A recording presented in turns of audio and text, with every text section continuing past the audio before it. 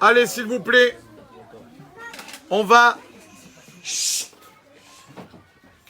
Comme chaque semaine, Bezrat Hashem, une bonne semaine pour nous tous.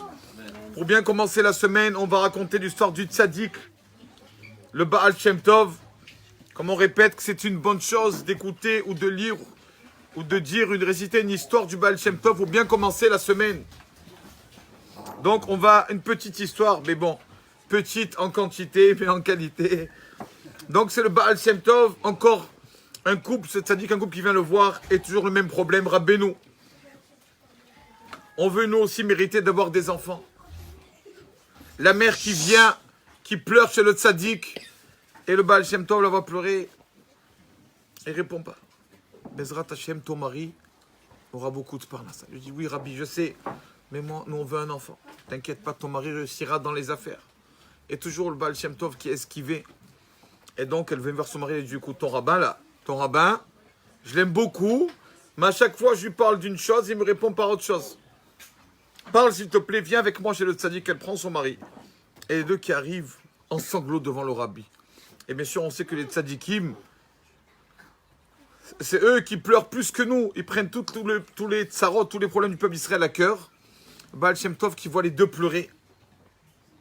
Et le Baal Shem Tov, tellement que, pour nous, ça a l'air tellement bizarre, mais lui, tellement qu'il était attaché au monde supérieur, qu'est-ce qu'il fait quand il voit les deux pleurer? Il dit, bon, ça va, vous allez avoir un enfant. D'accord, vous allez avoir un enfant. Qu'est-ce qu'il fait Baal Shem Tov? Il regarde comme ça vers le ciel. Il lui dit, écoute, j'ai un enfant, si tu veux pour toi, mais il sera un peu boiteux. Non, je veux pas un boiteux, je veux un enfant normal. Il regarde encore une fois vers le ciel. On dirait qu'il avait le stock, entre guillemets, c'est lui le vendeur. Et il regarde, il dit, j'en ai un, mais le nez complètement tordu. Elle a dit non, je veux un enfant normal. Je veux un enfant en bonne santé. Aucun défaut physique. Et regarde, il dit, ça va. Tu auras un enfant comme ça. Bonne santé, il sera bien, comme il faut, aucun défaut. Mais, faites attention à lui. Faites attention. Qu'est-ce que ça veut dire, faites attention, Rabbeinu? On fait attention à tous les enfants. Non. Mais lui, faites attention. Alors, la femme demande des instructions un peu du tzaddik. Qu'est-ce que c'est faire attention? Il leur dit, écoutez, venez, quand tu accoucheras, donc ton mari viendra me voir. Et vient le mari, Baruch Hashem, la femme qui accouche, ce bébé tant attendu, et vient le mari, et qui dit au Rabbi, ça y est, Baruch Hashem, Rabbi, elle a accouché. Et il lui a dit, cet enfant, la bride, vous ne la faites pas dans votre village. La bride Mila, ne la faites pas là-bas. Faites-la ici à Medibouz, on l'a fait un petit comité. C'est mieux. Rabbi, on va faire la fête, on a jusqu'à qu'on a un enfant. Écoutez-moi, c'est mieux. Et donc, on fait la Brit Mila vraiment en petit comité. Ils ne peuvent pas fêter ça comme ils auraient voulu le fêter. Mais notre tzaddik a dit, c'est lui qui a promis ce cadeau. Donne le cadeau. On l'écoute. Et après la Brit Mila, il dit, bon, Baruch Hashem, on a enlevé une partie. Une partie de quoi? On a enlevé une partie. Ça va. Revenez me voir à l'âge de 5 ans. À l'âge de 5 ans, on revient voir le tzaddik avec cet enfant. Et quand le Baal Shem Tov le voit, le Baal Shem Tov, le tzaddik lui-même éclate en sanglots. Il éclate en sanglots. Qu'est-ce qui se passe, Rabbi? Non, qu'est-ce qui se passe, Rabbi? Pourquoi vous pleurez? Baal Shem Tov qui dit, aïe. Ce fleuve-là, quel fleuve? Quel fleuve? Et il pleure. Mais non, expliquez-nous. Il leur a dit, écoutez, je vais vous dire la vérité. Cet enfant-là, quand on l'a fait venir comme ça, entre guillemets, de force, les forces du mal qui sont là, elles veulent l'attaquer. Alors écoutez bien, il leur a dit, à l'âge de 13 ans, sa bar mitzvah, quand arrivera le jour de 13 ans, vous savez comment vous faites la fête? Ne faites pas de fête. Rien. Ne faites rien du tout le jour de la bar mitzvah des 13 ans. Vous ferez le lendemain. à 13 ans et un jour, on ferait comme tout le monde les filles avant, comme ça on faisait avant. Il y avait la pause des téfilines, c'est pas comme maintenant qu'on veut éclater tout le monde pour la bar mitzvah. Avant c'était les téfilines, réveiller le petit, vient, tac, téfilines, Shabbat, un petit kidouche, Shalom à l'Israël, ça y est, c'est fini la fête. Et donc, le Baal Shem Tov dit ça, le jour des 13 ans, ne faites rien du tout. Faites le lendemain.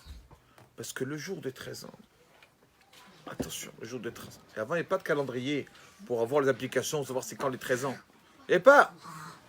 On dit, Rabbi, on peut avoir un signe. Quand sera ce jour des 13 ans? Il y a un signe, il leur a dit.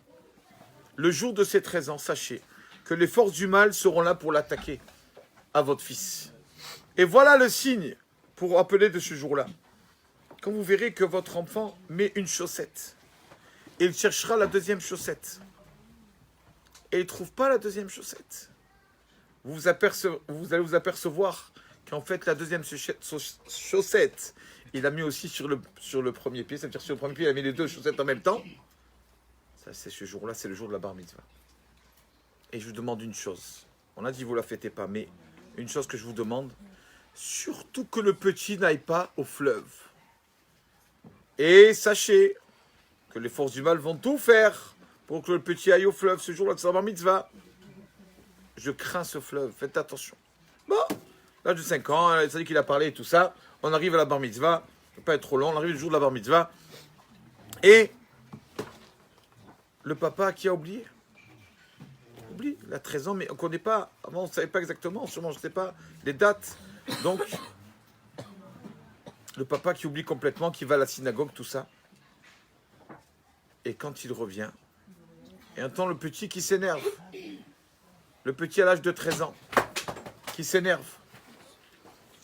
Et, qu'est-ce que tu as, mon fils? Qu'est-ce qui t'arrive? Je trouve pas la chaussette. Ça fait 1 heure que je cherche ma deuxième chaussette, je trouve pas ma chaussette. Et le papa, quand il entend le mot chaussette, la parole du sadique lui revient dans la tête. Il dit, attends, viens, on voit. Regarde son premier pied.